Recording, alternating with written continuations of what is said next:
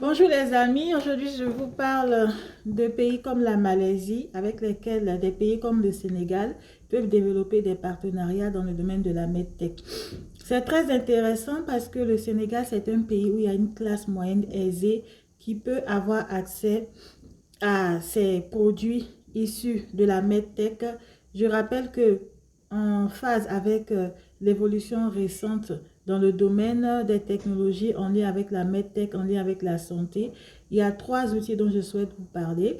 D'abord, il y a les jumeaux numériques qui permettent de faire des analyses prédictives sur l'état de santé des patients. Par exemple, la santé cardiaque, voilà, de simuler, de faire des prédictions, des prévisions sur tel traitement ou tel appareil qui est utilisé ou telle prothèse par exemple. Et c'est très important parce que dans des pays comme le Sénégal, en Afrique de l'Ouest en général, on a l'augmentation de la prévalence des maladies chroniques non transmissibles, les maladies non transmissibles comme par exemple les maladies cardiovasculaires, et les jumeaux numériques ont toute leur place sur ce marché. Il y a aussi d'autres outils comme les logiciels de détection. Je prends le cas de la tuberculose, il y a les radiographies numériques. Il y a aussi des logiciels qui peuvent intéresser même les professionnels de santé, comme par exemple la radiographie en 3D qui permet d'aider le médecin à faire son diagnostic pour certaines formes de tuberculose.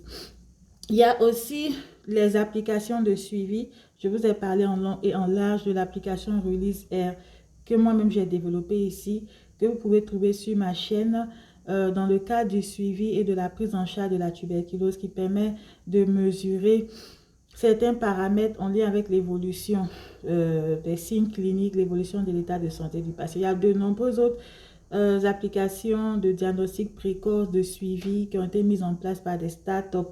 Donc, c'est très intéressant pour un pays comme le Sénégal, comme je disais, où il y a une classe moyenne aisée qui a les moyens, c'est-à-dire le patient lui-même a le moyen d'avoir accès à ces appareils connectés, par exemple, à ces outils de diagnostic, de suivi, de détection précoce, à ces outils vraiment liés à la medtech. Il y a une niche qui est là et le gouvernement aussi a les moyens d'investir pour que les professionnels de santé, les médecins, aient accès à des outils de diagnostic précoce basés sur l'intelligence artificielle, basés sur les nouvelles technologies. Et pourquoi le partenariat avec la Malaisie? C'est un pays qui est très avancé en matière électronique et c'est un pays émergent avec lequel un pays comme le Sénégal peut développer un partenariat pour fabriquer sur place, voilà, ces outils, ces produits de la medtech. Parce que quand on produit, il faut que il y a aussi un potentiel de consommation, c'est-à-dire une clientèle qui peut se permettre l'achat des produits. Donc, ces pays-là, avec une classe moyenne conséquente, aisée, ils peuvent être une niche, un débouché pour ces marchés, pour ces entreprises, qu'elles soient en Malaisie ou en Afrique, pour produire sur place ces produits-là et permettre à la population africaine d'améliorer son état de santé parce que nous sommes confrontés à de nouveaux défis liés à nos habitudes alimentaires, à notre mode de vie, les gens qui travaillent dans les bureaux, la sédentarisation, etc.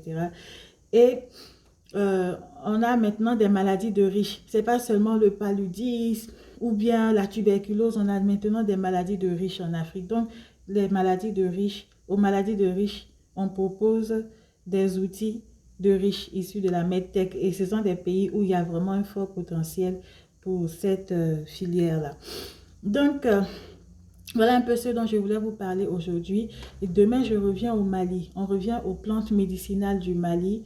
Comment développer des partenariats avec des pays comme la Suisse ou la recherche sur le potentiel anti-infectieux de certaines plantes et même anti-cancéreux de certaines plantes. Il y a des recherches qui sont déjà menées par le département de médecine traditionnelle du Mali. Comment appliquer ça à grande échelle, cette recherche, cette avancée technologique basée sur nos plantes médicinales. Et je rappelle que le Mali est pionnier en Afrique en matière de promotion de la médecine traditionnelle. Et donc, j'ai effectué un stage de 3 mois là-bas en 2010, en 2011. Et j'ai même fait mon mémoire sur la question de la collaboration entre la médecine traditionnelle et la médecine moderne. Et vous allez voir que c'est très intéressant. Je reviens à un pays comme la Malaisie aussi, parce qu'ils sont très avancés en matière de médecine traditionnelle, mais vraiment appliqués aux standards de la médecine conventionnelle.